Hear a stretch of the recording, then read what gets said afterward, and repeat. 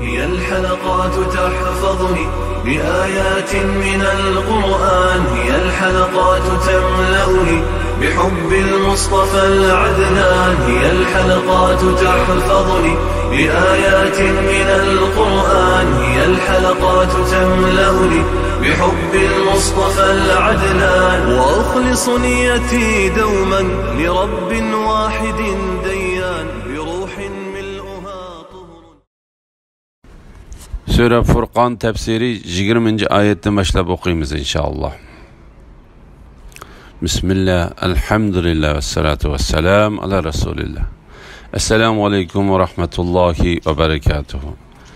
Tüvende diktanlağa İbn Kathir rahimahullah'ın Kur'an-ı Kerim tefsiri Uygurca tercümesi Furqan suresi 20. ayetinden başlayıp okuyayımız inşallah. Ba'de euzu billahi mineşşeytanirracim. Biz senden ilgiri evetken peygamberlerinin hemmesila elbette tamak yeydi, bazarlarda minip yüretti. Bazınlar bilen sınıdık. Sevr kılamsıla, yani sevr kılınla Rabbin sevr kılgıcılar bilen sevr kılmıgıcılarını körüp turgucudur. Biz senden ilgiri evetken peygamberlerinin hemmesila elbette tamak yeydi, bazarlarda minip yüretti. Bazınlar bilen sınıdık. Sevr kılamsıla, yani sevr kılınla Rabbin sevr kılgıcılar bilen sevr kılmıgıcılarını körüp turgucudur.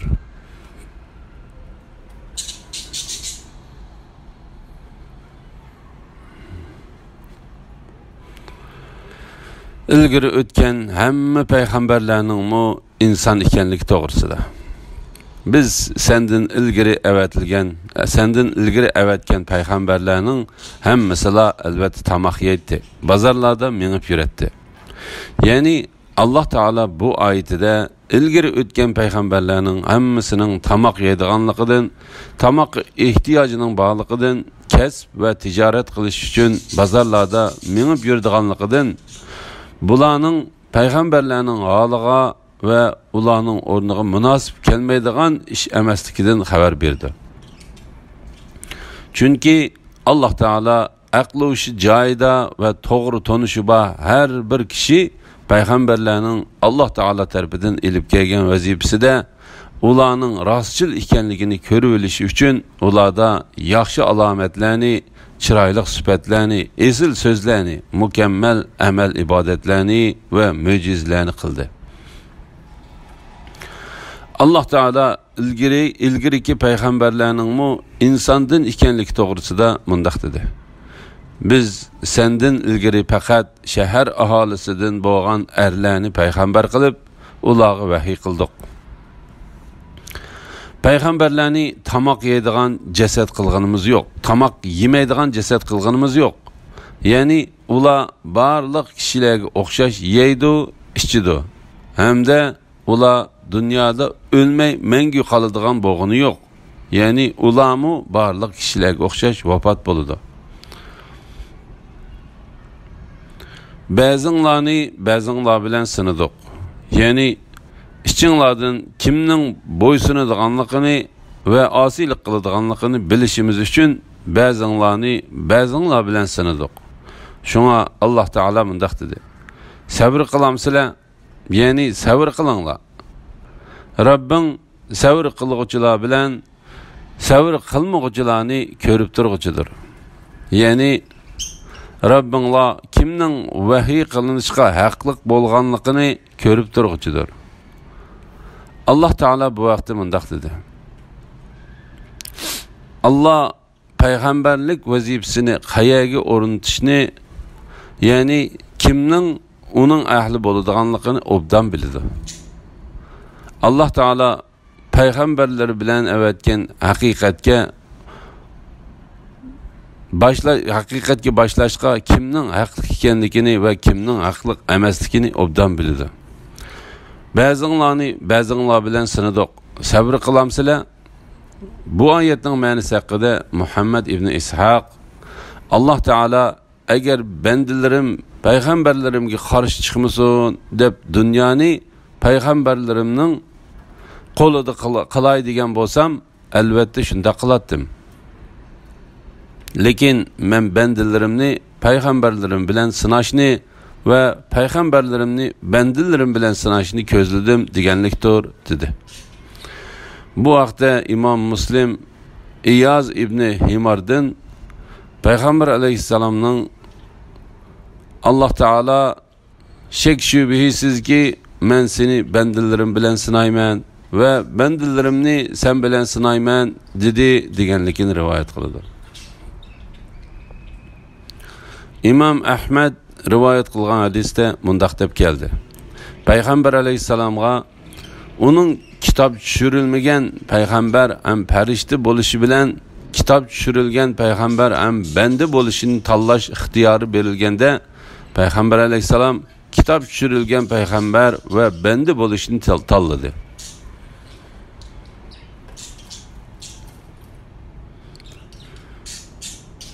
Bizge mulakat buluşunu ümit kılmaydıganlar yani müşrikler nemişki bizge periştiler düşürülmeydi ya ki biz nemişka Rabbimizni kövmeymiz deyişti.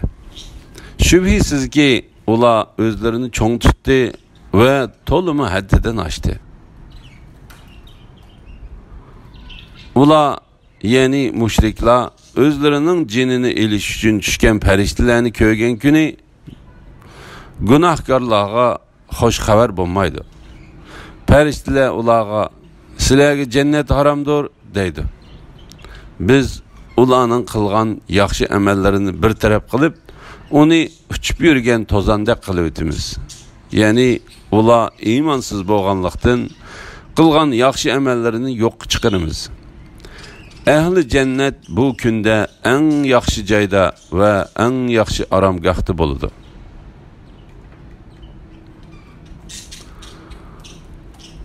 Kafirlarning tersalıqının bayanı doğrusuda. Allah Teala kafirlarning iman etishdan tersalıq qilib turib olganligidan xabar berib mundaq dedi. Bizga muloqot bo'lishni umid qilmaydiganlar, ya'ni mushriklar, nemishqi bizga farishtalar tushirilmaydi deyishdi. Ya'ni Muhammadning Allah Teala'ning payg'ambar ekanligidan bizga xabar berishi uchun bizning ko'z oldimizga nemishqi farishtalar tushirilmaydi. Allah Teala bu vaqtda mushriklarning payg'ambar alayhissalomdan uning payg'ambar ekanligini ko'rsatadigan mo'jizalarni talab qilib mundaq deganligini bayon qildi. Yoki payg'ambarligiga guvoh chiqilib Allohni va farishtalarni oldimizga keltirgan. La ilaha illalloh Muhammad rasul. Mushriklar mundaq dedi. Yoki biz nemishqa Rabbimizni ko'maymiz deyishdi. Şuna Allah Teala ula haqqida mundaq dedi. Şübhisiz ki ula özlerini çoğ tuttu ve tolum haddidan aştı. Biz ulağa yani kuffarlarga periştilerini düşürgen, ölüklerini ula bilen sözleştirgen, biz hemme narsani ulanın aldığı yığıp bergen, yani ulanın yuqorqi talablarini o'rinlagan taqdirdimi Allah xolimigicha ula iman etmaydi. Lekin ulanın tolisi bunu uqmaydı.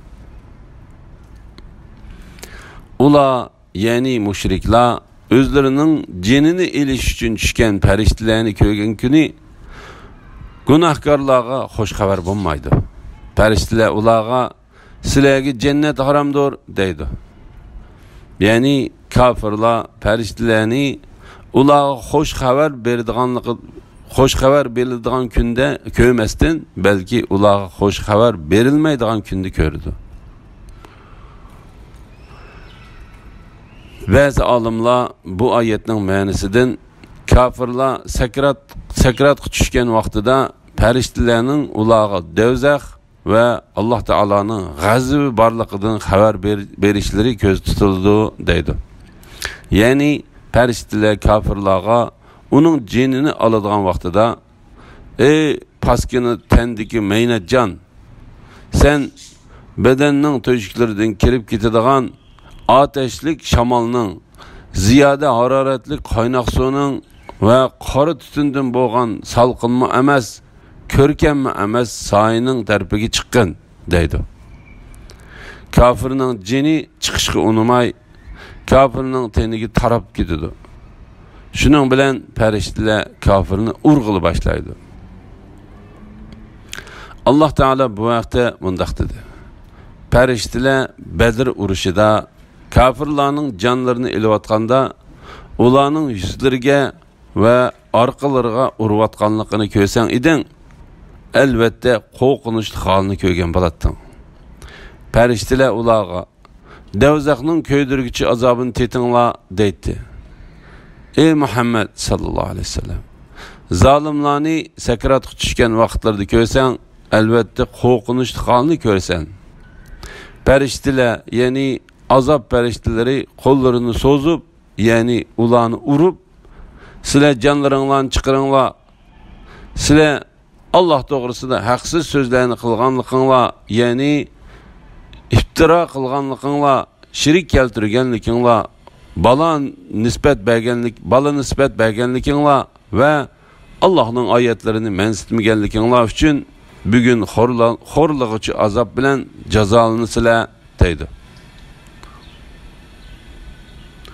Shunga Alloh taolo bu oyatda mundaq dedi. Ular, ya'ni mushriklar, o'zlarining jinini elish uchun tushgan farishtalarni ko'rgan kuni gunohkorlarga xush xabar bo'lmaydi. Sakratga tushib qolgan mu'minlarning holi bularning holiga o'xshamaydi. Mu'minlarga bo'lsa, yaxshilik va xushalliqlarga erishish bilan xo'sh bishorat berildi. Alloh taolo bu vaqtda mundaq dedi. Shubhisizki Rabbimiz Allohdir deganlar ondan to'g'ri yo'lda bo'lganlarga farishtalar tushib, qo'rqmanglar, g'am qilmanglar, sizlarga va'da qilingan jannat uchun xushal bo'linglar. Biz dunyoda, oxiratda sizlarning do'stinglarmiz. Jannatda sizlar uchun ko'nglinglar taqqan narsalarning hammasi va tilagan narsalarning hammasi bor.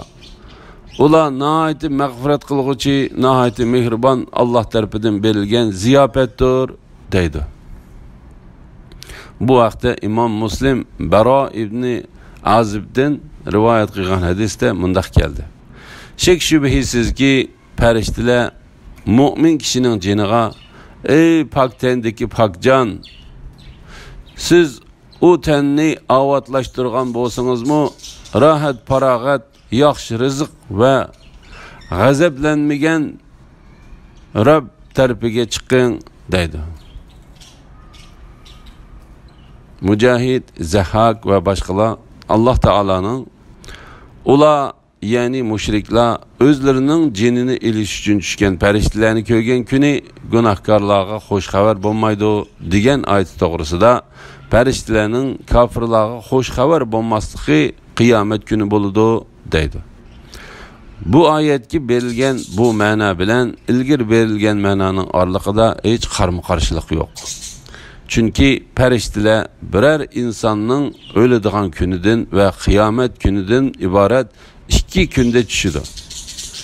O'lguchi mu'min bo'lsa, farishtalar uningga Alloh taolaning rahmati va roziligi bilan xush bishorat berdi. O'lguchi kofir bo'lsa, farishtalar uningga nijotlikning yo'qligidan va ziyon tortganligidan xabar berdi.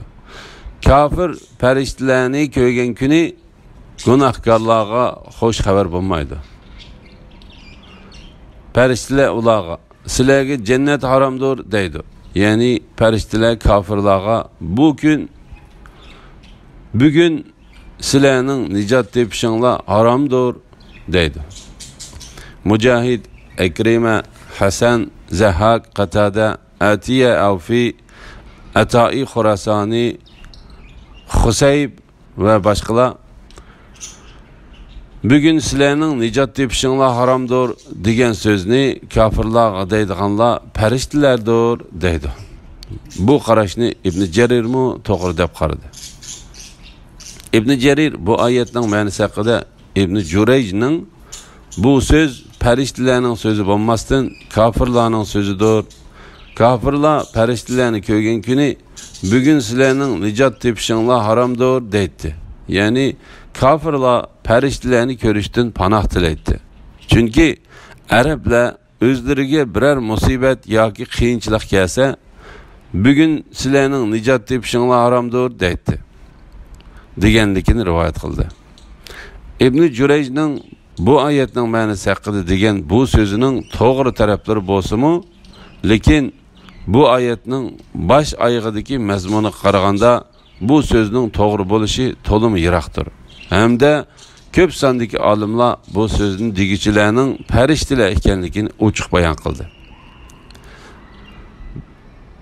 Biz ularning qilgan yaxshi amallarini bir taraf qilib, uni uchib yurgan tozandek qilib o'tamiz.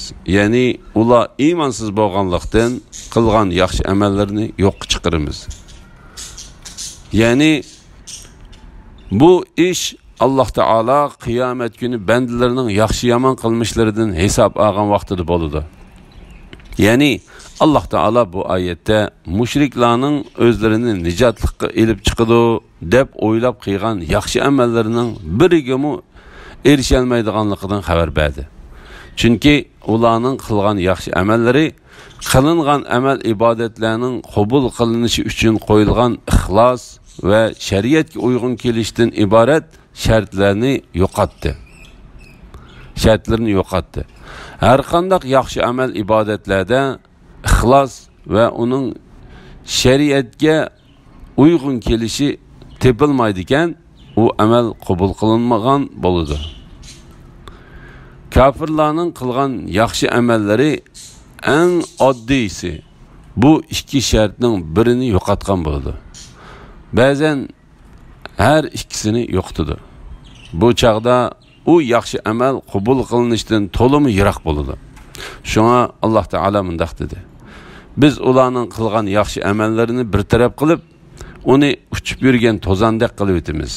Ya'ni ular iymonsiz bo'lganlikdan qilgan yaxshi amallarini yo'q chiqaramiz.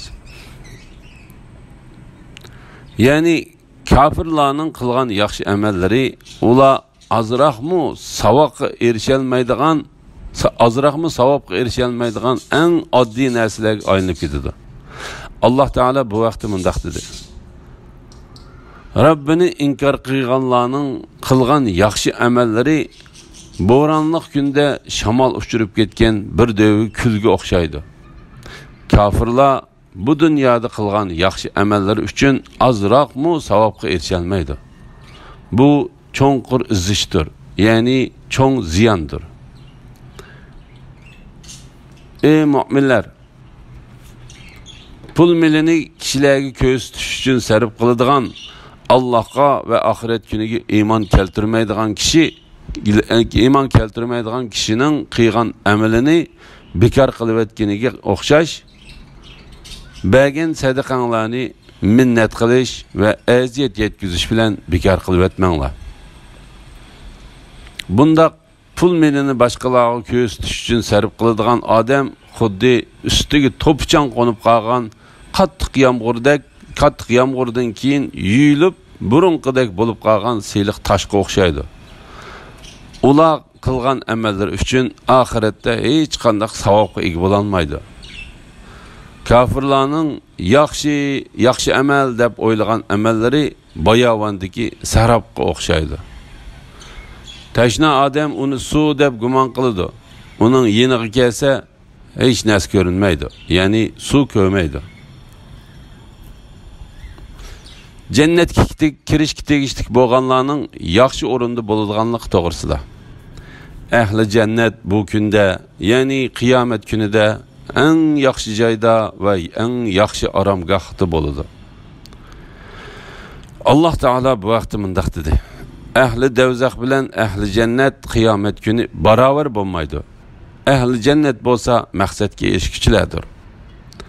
Undaq bo'lishi jannatga kirganlar katta darajalarda, xotirjam uylarda, manzarasi chiroyli va esil o'rinlarda bo'ladi. Ular bu yerda mangu qoladi. Alloh taolo bu vaqtda mundaq dedi: ular jannatda mangu qoladi. cennet nima degan güzel qarorgoh, nima degan güzel joy. Ammo do'zaxga kirganlar bo'lsa, jahannamning eng to'van qatlamlarida tugumas pushaymon hasratlarda va xilma-xil azob oqibatlarda bo'ladi. Alloh taolo cennet jahannamning qandoq o'rin ekanligini bayon qilib mundaq dedi. Cehennem hakikaten yaman qarorgohdir, yaman joydir. Ya'ni cehennem manzari jihatdan yaman, qarorgoh jihatdan yaman o'rindir. Ehli cennet bu kunda eng yaxshi joyda va eng yaxshi aromgohda bo'ladi. Ya'ni ular dunyoda qabul qilinadigan amal ibodatlarni qilganligi uchun shundaq joylarga erishdi. Do'zaxga kirganlar undaq emasdir. Chunki ularning jannatga kirishiga va do'zaxdan qutulib qolishiga sababchi bo'ladigan biror yaxshi amal ibodati yo'qdir. Alloh taolo bu oyatda baxt saodatga erishgan kishilarning ahvolini bayon qilish bilan badbaxtlarning ahvolini ochiq bayon qilmasdan ularning ahvoliga ularda ig'izga og'idek yaxshilik yo'q deb ishorat qildi. Said ibn Jubayr Alloh taolo hisob elishdan tushdan burun bekor bo'lib bo'ladi. Jannat kirdiganlar tushlik uyquni jannat kirib uxlaydi. Do'zaxga kirganlarmi tushdan burun kirib bo'ladi. Chunki Alloh taolo ahli jannat bu kunda eng yaxshi joyda va eng yaxshi aromgohda bo'ladi degan. Ya'ni tushlik uxlaydigan aromgohlarida bo'ladi. Ekrima, men jannatga kirmoqchi bo'lganlarning qaysi vaqtda jannatga kirdiganligini va do'zaxga kirmoqchi bo'lganlarning qaysi vaqtda do'zaxga kirdiganligini obdan bilaman. Bu vaqt bo'lsa, dunyoda kishilar tushlik uyquni uxlamoqchi bo'lib, uylariga qaytishgan, tush vaqtiga azroq qolgan vaqtdir. Bu vaqtda do'zaxga kirdiganlarmi do'zaxga kirdi. Ammo jannatga kirdiganlar bo'lsa, ular jannatga elib beriladi. Ularning tushlik uyqusi jannatda bo'ladi. Ular bir beliqning jigiridan yeydi. Onunğa hammasi to'ydi. Mana bu Alloh taolaning ahli jannat bu kunda eng yaxshi joyda va eng yaxshi aromgohda bo'ladi degan oyatining ma'nosidir dedi. Elhamdülillah, Allah şükürler olsun. Yukarıda Furqan suresi tefsirinden 24. ayetkiçe anladınlar. Ahirini keyin qitimliq o'qishimiz davomlashtiramiz inşallah. Ve sallallahu ala Muhammed ve ala alihi ve sahbihi ve sellem. Esselamu aleyküm ve rahmetullahi ve berekatuhu.